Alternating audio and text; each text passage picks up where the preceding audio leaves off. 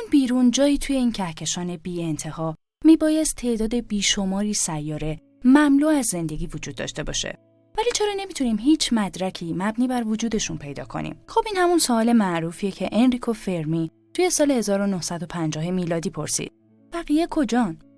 نظریه پردازان توطئه معتقدن که یوفوها همیشه به زمین میان، ولی گزارش این رفت و آمدا همیشه مخفی میشه. اما اگه بخوایم با خودمون صادق باشیم، این نظریه ها خیلی هم متقاعد کننده نیست. پس بازم برامون یک معما باقی میمونه. توی سال گذشته رصدخانه کپلر صدها سیاره فقط توی نزدیکی ستاره‌های مجاور زمین پیدا کرد. و اگه از روی آمار به دست اومده بخوایم نتیجه گیری کنیم، به نظر میرسه که تنها توی کهکشان ما 0.5 تریلیون سیاره وجود داره. اگه حتی توی یکی از هر 10,000 سیاره زمینه برای شکلگیری نوعی زندگی مساعد وجود داشته باشه، باز هم 50 میلیون سیاره قابل زندگی توی کهکشان راه شیری وجود خواهد داشت. خب معما دقیقاً همینجاست.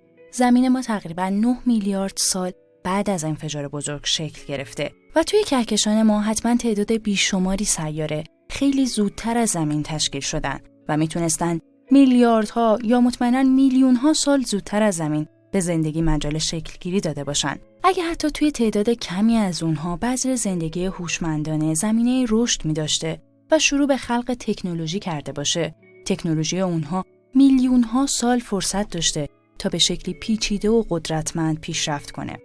ما دیدیم که تکنولوژی توی زمین تنها توی 100 سال تونسته با سرعت بسیار حیرت‌آوری پیشرفت کنه. خب پس توی میلیون‌ها سال یه تمدن هوشمند بیگانه میبایست بتونه به راحتی توی تمام کهکشان گسترده بشه و چیزایی مثل سازه‌های غول‌پیکر جذب انرژی، ناوگان سفینه‌های فضایی استعمارگر یا آثار هنری بسیار باشکوهی که آسمون شب رو پر می‌کنن بسازه.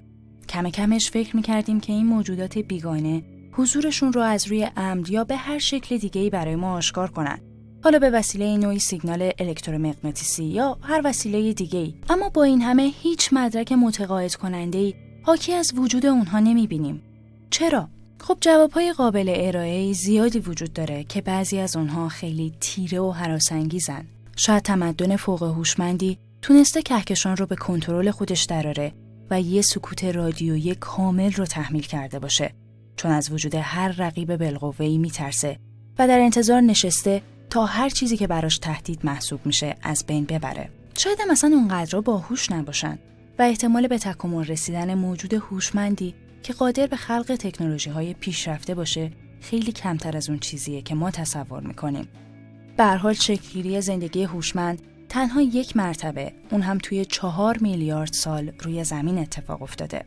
حتی امکان این که این شکل‌گیری هم بر اساس شانس بوده وجود داره. شاید ما واقعاً اولین تمدنیم که با این خصوصیات توی کهکشان وجود داره. یا شاید اصلاً تمدن‌ها نطفه‌های نابودیشون رو به واسطه عدم توانایی توی کنترل تکنولوژی که خلق کردن توی خودشون دارن.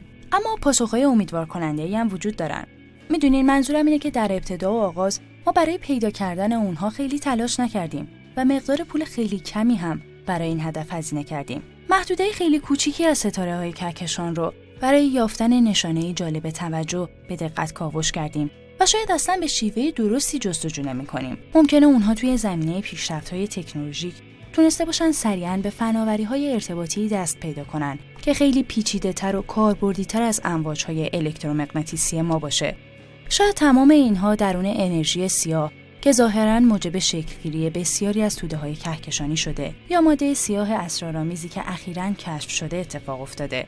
یا شاید ما توی مقیاس اشتباهی جستجو می‌کنیم. یعنی که شاید تمدن‌های هوشمند در نهایت به این نتیجه رسیدند که زندگی الگوهای پیچیده‌ای از اطلاعات که به شکل بسیار زیبا با هم در کنش و واکنش مدامند و این فرایند میتونه به شکلی کاملاً مؤثر توی مقیاسی خیلی کوچیک‌تر رخ بده. بنابراین همونطور که روی زمین دستگاه‌های استریوی پر سر و صدا تبدیل به آیپادهای کوچیک و زیبا شدن، شاید زندگی هوشمندم برای کاهش رد پاش تو محیطش خودش رو تا اندازه میکروسکوپی کوچیک کرده. بر این اساس ممکنه منظومه شمسی مملو از موجودات بیگانه باشه و ما فقط متوجهشون نشیم. یا شاید هم تصوراتی که از موجودات بیگانه توی ذهنمون داریم خودشون شکلی از زندگی موجودات بیگانه باشن. آره خب، این فکر احمقانه‌ایه. موجودات بیگانه مجبورم کردن که این حرفو بزنم. اما به نظرتون جالب نیست؟ به نظر میرسه که ایده ها زندگی فرای خالق خودشون دارن.